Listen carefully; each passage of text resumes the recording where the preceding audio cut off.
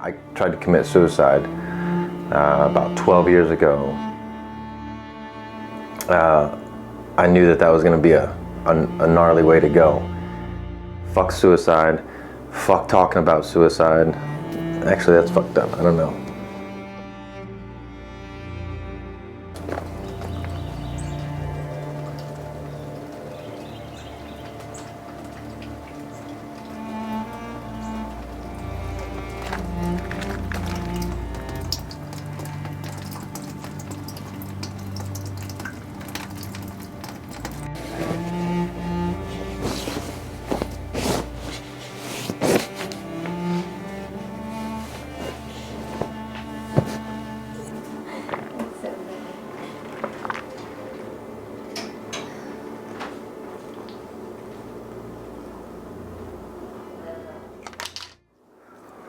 Here's what I know. I know I find shit out, I try it, and then I see what it does for me. I feel fucking great. There's days when I wake up where I don't feel as great. But this routine, doing the things that gets me back in the grind, back in the mode, back in the mentality of, we gotta stay right. We gotta do the things we need to do so that way our mind stays right. Because ultimately what I'm trying to do is I'm trying to prevent myself from wanting to kill myself. I know that I have the ability to want to kill myself. I don't know how to say this to make this entertaining, but I think about it all the time. I think about the person that I was that was capable of doing that thing. I tried to commit suicide about 12 years ago via death by cop. And that was only because all the weapons had been removed from the house. My plan was to blow my head off. That was the plan. Seemed the easiest, the fastest, the most effective. But at the time, my roommates noticed my behavior, and they removed all the weapons from the house. So when I went looking for the gun, I couldn't find it. My next option was going to be to slit my throat or my wrists. And even in my drunken stupor of pain pills and antidepressants and alcohol, I knew that was going to be a gnarly way to go. And to be honest, I was a little bit of a pussy. So I used the knife to attack some cops, hoping that they would shoot me. And they did, but they did it with non-lethal weapons. And I woke up in the hospital the next morning, a little sober, and with a choice to make, which was keep going down this route and do it again later, or take some drastic measures to really start to figure out how this thing operates and why, and what we can do for mental clarity. Because I remember a great portion of my life, I was very excited about life, and I was enthusiastic about it. I had a great will to live and a sense of adventure, just generally excited about life. And there was a point also where I wanted to die and took drastic measures to make sure that came possible, or to make sure that came true. So I've been on both sides, and I know that it's not impossible for me to get there again. So on days like today, when I feel a little lower than usual and I feel a little less motivated, these are the days that I push myself. I try to push myself, and I should push myself to do the things. It's easy to do all those things on a good day when you're feeling great and you wake up that way. But to do them on a day where you don't want to and you feel less than, those are the most important days to do and stick to the routine, and jump in the cold plunge, and to go outside and,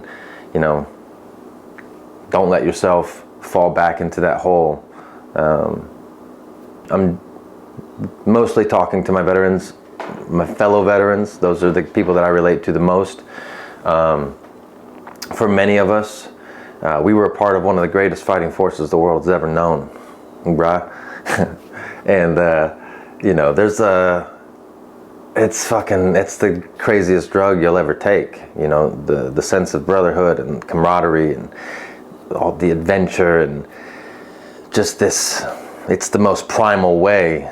It's one of the most primal things I think that human beings can experience and have over an extended period of time. You know, since we've been around, we've been fighting wars and going to battle and just being these crazy fucking savages. And when you get to be a part of that on that level, I mean, there's nothing better. And when you get out, of course you're going to be depressed. You're living in the middle of fucking Ohio, working a factory job. Like, of course, yeah, that shit can be depressing. But it's not the end of the world, you know? And, you know, there's a lot of things that go into that.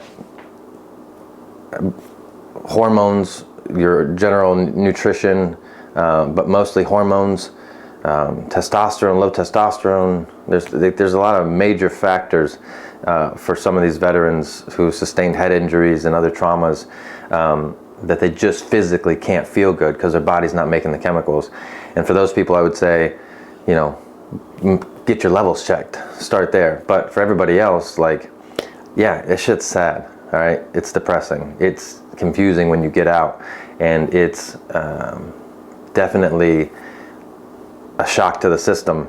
But we need to get away from this narrative of 22 veterans killing themselves a day, because, I mean, when I was at my lowest point, they were saying the same shit.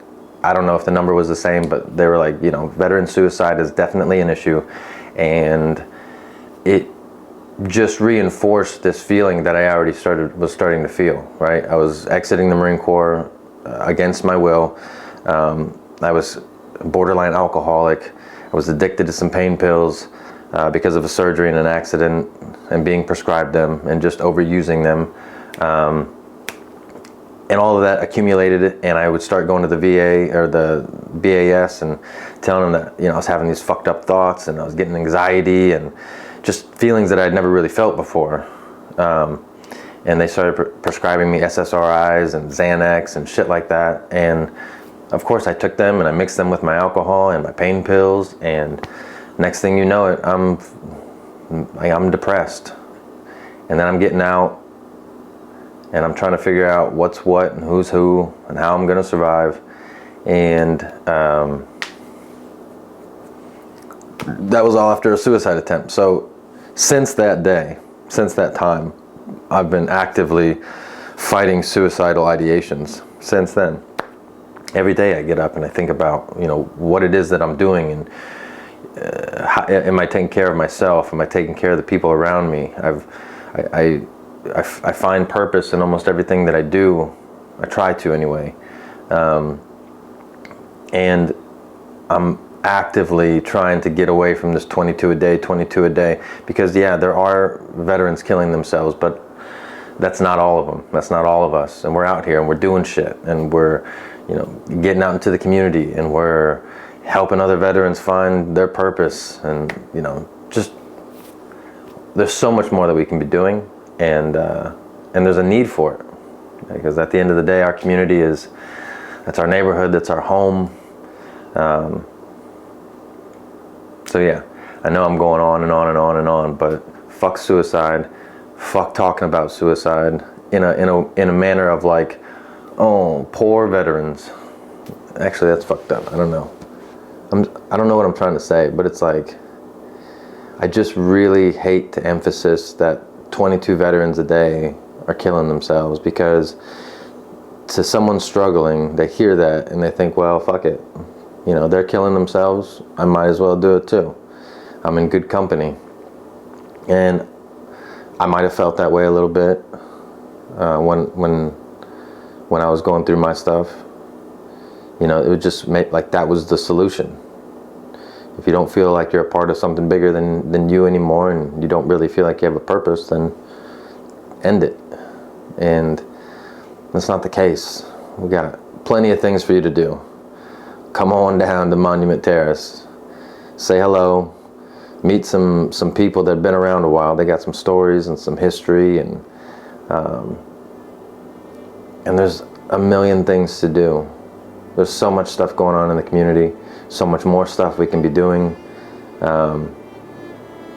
and the only place you're going to get to the only way you're going to get to a place where you feel like putting yourself in that position is when you start to feel good.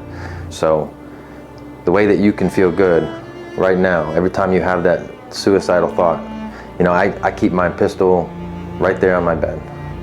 Every time I touch that gun, I think about the time that I almost used it on myself. And I don't let it have power over me. I'm not afraid of that gun. I'm afraid of the person that can use that gun. And I don't want to be that person anymore. So I actively do all these things to not be that person ever again. So I find strength in holding the thing that I'm most afraid of, or that can kill me. But anyway, every time you have that thought, go do something for yourself. Give yourself some of that love, and on the other side will be clarity. And that clarity will be that we need you. There's tons of shit for you to do. Stop feeling sorry for yourself. Get the fuck up. Start moving around. Feel better again. It's gonna take some time. It's gonna suck. You're gonna get fucking annoyed and frustrated. Too fucking bad. You know? Too fucking bad. Suck it up. No one wants to hear your crybaby bullshit. There's always somebody that's worse off. It's all about perspective. Every time I think that what I went through was rough, I just look left and right, and there's somebody who's had it worse. And it can go on and on and on. There's things that have happened to people that are unfucking speakable. So, it's all about perspective. I got off on a little bit of a tangent, but let me put my shit away.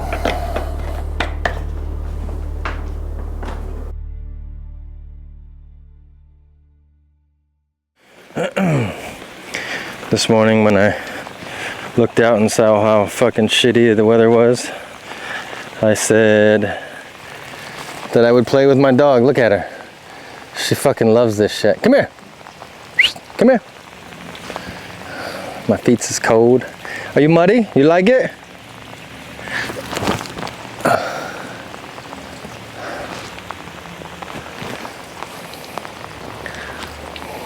Yeah. Little girl. All right, I see how it's gonna be. Little girl, bring me that toy. Bring it to me. Hurry up. Don't make me count down, little girl. Little girl, I'm gonna count down. I'm gonna count down 10, 9, 8, 7, 6, 5, 4, 3, 2, 1. Hey, you lucky. You are so lucky. Oh, you fucking bitch. I'm gonna fuck you up. Get over here. Get over here right now, you look. Come here. 0. Freeze.